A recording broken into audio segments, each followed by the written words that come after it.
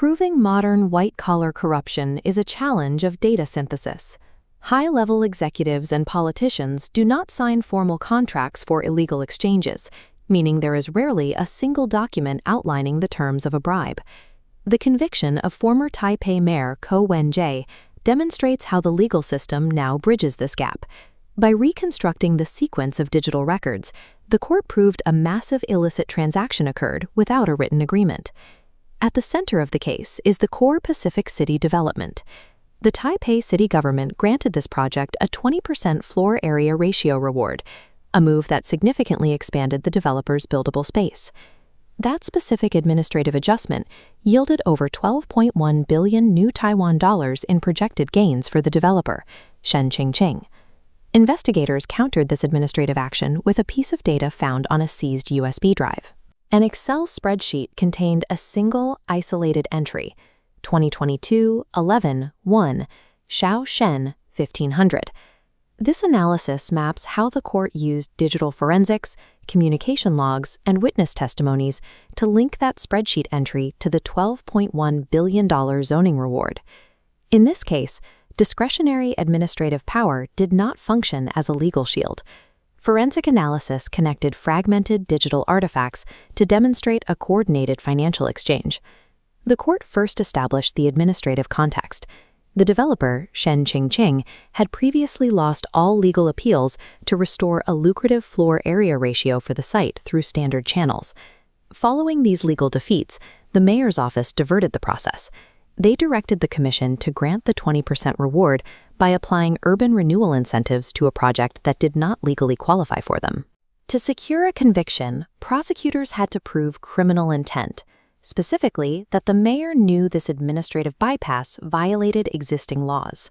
Evidence of this intent was found in internal memos. Civil servants had explicitly warned the mayor's office in writing that the proposed rewards lacked a legal basis and violated city zoning ordinances. Because the mayor proceeded despite these formal internal warnings, the court determined the zoning reward was a deliberate override of the law rather than an administrative oversight. Having established the administrative action, investigators traced the payment side of the exchange, starting with a meeting between the mayor and the developer on February 20, 2020. Within weeks of that meeting, the developer used 7 employees to transfer 300,000 new Taiwan dollars each. This funneled a total of 2.1 million into the mayor's political party account, while staying under individual donation limits. The court needed evidence of a transactional link. That link appeared in an April 1st line message, noting the 2.1 million donation hadn't caused trouble for the zoning ratio. On April 5th, the chief of staff confirmed the mayor was grateful. These messages created a record of acknowledgement. By explicitly mentioning the zoning ratio in the same context as the cash delivery, the communication provided evidence that the funds were a payment for a specific administrative favor.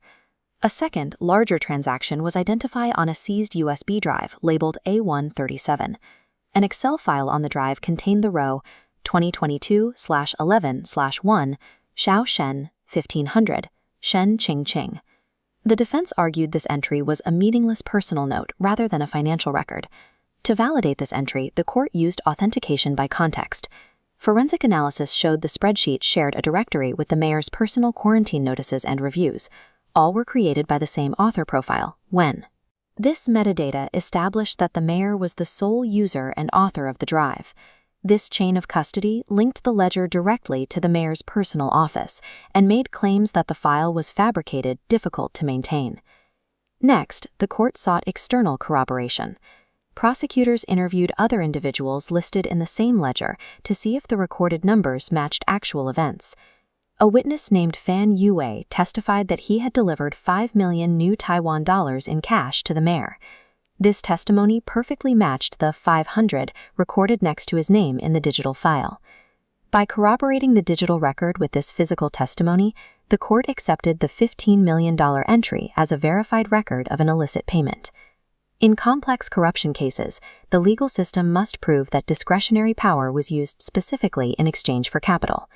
On one side were the administrative actions, deviations from zoning law and rejected warnings.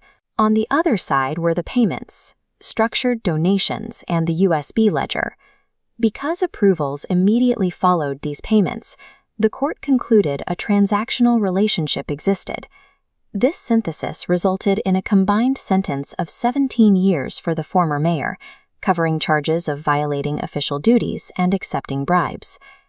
Influential figures often rely on the complexity of administrative procedures to obscure the actions. However, when digital records can reconstruct the timing and intent of illegal payments, the legal system can document a quid pro quo and secure a conviction.